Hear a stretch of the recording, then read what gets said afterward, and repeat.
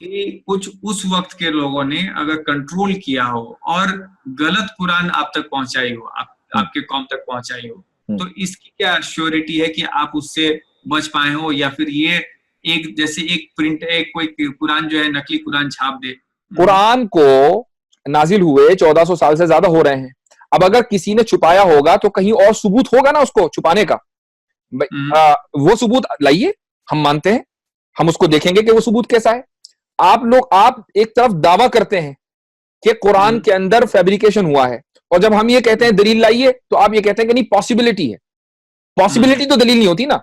जब आप दावा करेंगे तो दावे के साथ दलील होनी चाहिए। वो दलील कहां है कुरान के फैब्रिकेशन की? तो देखिए, आप जब एक कोर्ट ऑफ लॉ में जाएंगे आप, तो दो पार्टीज होंगी, डिफेंडेंट और प्लेंटिफ, मुद्दई और मुद्दाले। तो दलील देने की जिम्मेदारी किसकी है? डिफेंडेंट की है। अच्छा, दलील जो प्लेंटिफ है, सबूत भी उसको देने हैं, डिफेंडेंट को सबूत नहीं देने हैं। ठीक है, आपने हमें डिफेंडेंट बनाया कि जी कुरान, हमारा दावा यह है कि कुरान के अंदर अल्टरेशन हुआ है, फैब्रिकेशन हुआ है। ठीक है, ये आपका दावा है, तो लाइए दलील, दिखाइए कौन सी आयत ऐड हुई है। उसी तरीके से आप ये दावा कर रहे हैं कि कुरान में कोई चेंज हो ही नहीं सकता। मैं आपसे ये सवाल कर रहा हूं कि जब कुरान अपने पन्नों को नहीं बचा सकता, तो ये कैसे मान लिया जाए कि वो अपने लाइनों को नहीं बचा पाएगा? आप कह रहे हैं कि नहीं, कोई किताब जो प्रिंट कर सकता है, कुछ अरसे तक वो छिप सकता है। इसलिए कि जब हम देखिए, हमारा दावा क्या है, हमने कभी ये दावा नहीं किया कि कुरान की जो कॉपी है ना, वो हमेशा से महफूज है और उसके अंदर कोई चेंज नहीं हो सकता। ये हमारा दावा कभी था ही नहीं। भाई, हम जो दलील देंगे वो अपने दावे के मुताबिक तो देंगे ना। तो हमने ये दावा किया कि जो रेवलेशन अल्लाह की तरफ से, गॉड की तरफ से प्रॉफिट मोहम्मद सल्लल्लाहु अलैहि वसल्लम के पास आया, उस रेवलेशन के अंदर कोई चेंजेस नहीं है। ये हमारा दावा है। हम कुरान की जो कॉपी छपी हुई है दिल्ली से, बंबई से, मुख्तलिफ पब्लिशिंग कंपनी छापती है, उसके बारे में हमने न कभी कोई दावा किया, ना आइंदा कभी करेंगे, और ना कोई कर सकता। ठीक है, आप उसको, कोई इसको बदलना चाहे बदल दे, लेकिन जो रेवलेशन है उसको नहीं बदला जा सकता। अब इसकी जो हमने दलील दी है वो ये दी है कि 700 साल के अंदर करोड़ों नहीं, करोड़ों से ज्यादा हाफिज हमारी कौम यानी मुसलमानों के अंदर पैदा हुए हैं, हर मुल्क के अंदर पैदा हुए हैं, हर जबान के अंदर पैदा हुए हैं। कहीं तो कोई इख्तिलाफ होता, कहीं तो कोई डिसएग्रीमेंट, कॉन्फ्लिक्ट होता। मसलन कुरान करीम का जो पहला चैप्टर है वो सूरह फातिहा, हम उसको बोलते हैं, अल्हम्दुलिल्लाह रब्बिल आलमीन से शुरू होता है। तो हो सकता है कि अमेरिका में या मलेशिया में या इंडोनेशिया में या ऑस्ट्रेलिया में कोई दूसरा हाफिज होता, वो अल्हम्दुलिल्लाह रब्बिल आलमीन के बजाय दूसरी आयत से शुरू करता वो चैप्टर। ऐसा क्यों है कि हर हाफिज वहीं से शुरू करता है और उसी चैप्टर पे खत्म करता है कि जहां उसको खत्म होना चाहिए? तो ये इस बात की दलील है कि उस वही के अंदर, उस रेवलेशन के अंदर कोई चेंज नहीं हुआ है। लेकिन अगर आप आज से बहुत पीछे जाएं और उस वक्त जब कम लोग रहे होंगे, अगर उसी वक्त जो है और लोगों का सर किसी ने कलम कर दिया हो और उनको जो है उनपे दबाव डाला हो कि नहीं तुम्हें यही आयत कहना है कि यही आयत है, तो उस वक्त से अगर वो लोग उस वक्त से वो उसको, अब ये पॉसिबिलिटी है ना, ये पॉसिबिलिटी है या आपका दावा है? मैं ये एक पॉसिबिलिटी बता रहा हूं। पॉसिबिलिटी आप कुछ भी कर सकते हैं। आप ये भी पॉसिबल कर सकते हैं कि आप नहीं है, पॉसिबल है। तो अब आप ये साबित करते रहेंगे कि नहीं जी मैं तो उज्जवल ही हूं। अब अगर आप वाकई, मैंने आपसे दावा किया कि नहीं सर पॉसिबल ये कि आप उज्जवल ना हो, और आप इसको साबित करने लगे नहीं जी मैं तो उज्जवल ही हूं, मैं उज्जवल हूं, और आप इसी को साबित करने लग जाए, तो लोग आपको बेवकूफ कहेंगे। कभी एक आदमी ने वैसे एक चीज उड़ा दी और आप उसको साबित करने के चक्कर में लगे हुए हैं। तो अगर आप ये दावा कर रहे हैं तब तो मुझे उसकी दलील चाहिए, और अगर पॉसिबिलिटी है तो मैं हर पॉसिबिलिटी के पीछे नहीं जाऊंगा, क्योंकि आप, इंसान का जहन है, कुछ भी एज्यूम कर सकता है। ठीक है, तो लेकिन एज अ पॉसिबिलिटी एक पॉसिबिलिटी एग्जिस्ट करती है जिसकी दलील मैंने आपको दी कि ये पॉसिबिलिटी क्यों है। अब आप कह रहे हैं कि नहीं, अगर मैं ये दावा कर रहा हूं तो फिर जो है वो दावा करूं और फिर जो है आप उसकी, ऑब्वियसली जब आप डिबेट करेंगे, जब आप किसी से बात करेंगे, तो जो उसके रूल्स हैं गुफ्तगू के और डायलॉग के, उसी को तो फॉलो करेंगे। वरना असम्पशन तो मैं भी कुछ भी कर सकता हूं, मैं आपके बारे में 10 असम्पशन करूं तो, और आप उसको साबित करने से रहे। तो ऐसे ही आप पॉसिबिलिटी बनाते रहिए कि ऐसा हो सकता है कि नहीं कुरान कुछ और उतरा हो और उसको मार दिया गया हो। भाई अगर कोई दलील है तो वो दीजिए। पॉसिबिलिटी पर दुनिया नहीं चला करती, पॉसिबिलिटी के ऊपर कोई आइडियोलॉजी नहीं चला करती, कोई फेथ नहीं कायम हुआ करता। ठीक है, तो मेरा आपसे सवाल ये था कि ये कैसे गारंटीड होता है, ये कैसे इंश्योर्ड होता है कि कुरान जो है इस तरीके से आई और यही सच है और इसमें कुछ भी चेंज नहीं हुआ है और ये ऐसा है, इसकी क्या आपकी आप ये क्लेम कर रहे हैं, ये मुसलमान क्लेम कर रहे हैं, तो इसके पीछे उनकी क्या चूंकि जिस वक्त कुरान करीम नाजिल होना शुरू हुआ उस वक्त तो चंद लोग थे, मिसाल के तौर पर 10 होंगे 20 होंगे। जिस वक्त पहली आयत नाजिल हुई तो उस वक्त तो कोई भी नहीं था, सिर्फ मोहम्मद सल्लल्लाहु अलैहि वसल्लम थे।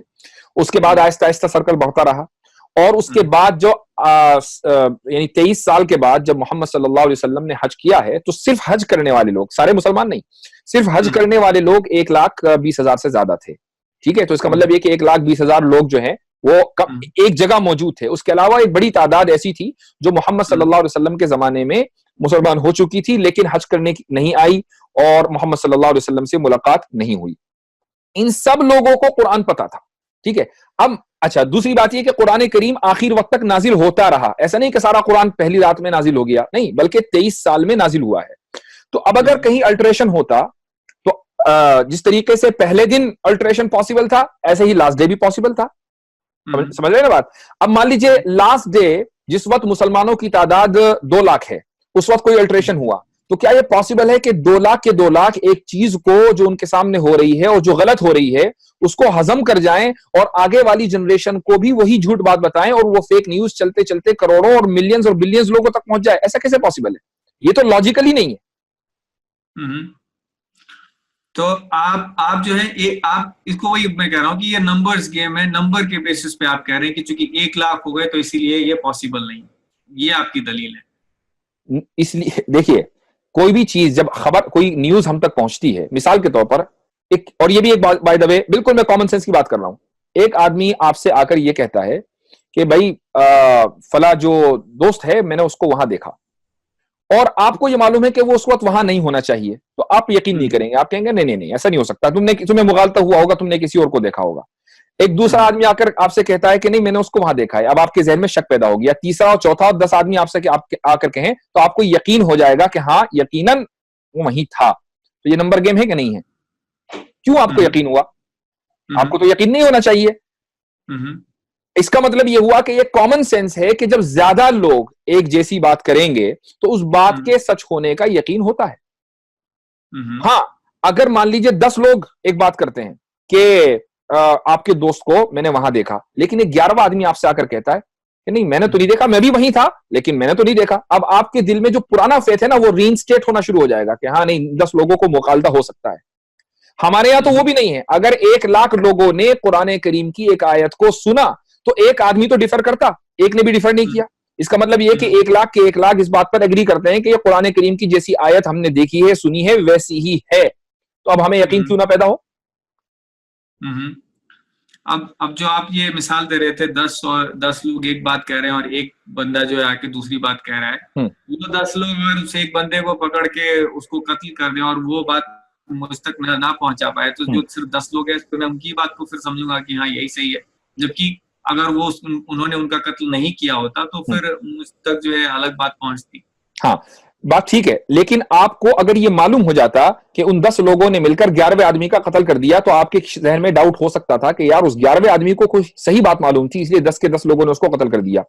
लेकिन अगर आपको मालूम ही नहीं है और ना ऐसा हुआ, ठीक है, ना ऐसा हुआ ना आपको मालूम है, तो अब आप महज इस जुस्तजू में लगेंगे भाई हो सकता है कि 11वां आदमी भी हो और हो सकता है कि 10 लोगों ने 11वें को कत्ल कर दिया हो, तो हो सकता है आप कब तक चलेंगे भाई? जिन 10 लोगों ने आपको इंफॉर्मेशन दी है उसी की तो बात मानेंगे। क्या इस दुनिया के अंदर जो कोर्ट सिस्टम है उसके अंदर ऐसा नहीं होता कि जितने ज्यादा विटनेसेस होते हैं उतनी ज्यादा उन्हीं की बात मानकर फैसला दिया जाता है? सुप्रीम कोर्ट के अंदर जो फैसले होते हैं क्या आप उनसे डिसएग्री इस बुनियाद पर कर सकते हैं कि हो सकता है कि इनके पास सही इंफॉर्मेशन ना हो?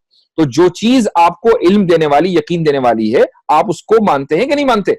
बिल्कुल ऐसे ही 1 लाख लोग विटनेस हैं, 1 लाख से ज्यादा, और कोई उसके खिलाफ विटनेस नहीं है, सारे के सारे एक ही बात कर रहे हैं, ठीक है? तो अब आपको यकीन क्यों ना हो? ये तो एक कॉमन सेंस की बात है, उस कॉमन सेंस को आप कैसे डिनाई कर सकते हैं? इन्नल कुरआन लनूर यतफज्जरु फी जनबाती यरफउनी इंद मलीकिल खल्क़ लिअअला दरजाती। इन्नल कुरआन लनूर यतफज्जरु फी जनबाती यरफउनी इंद मलीकिल खल्क़ लिअअला दरजाती।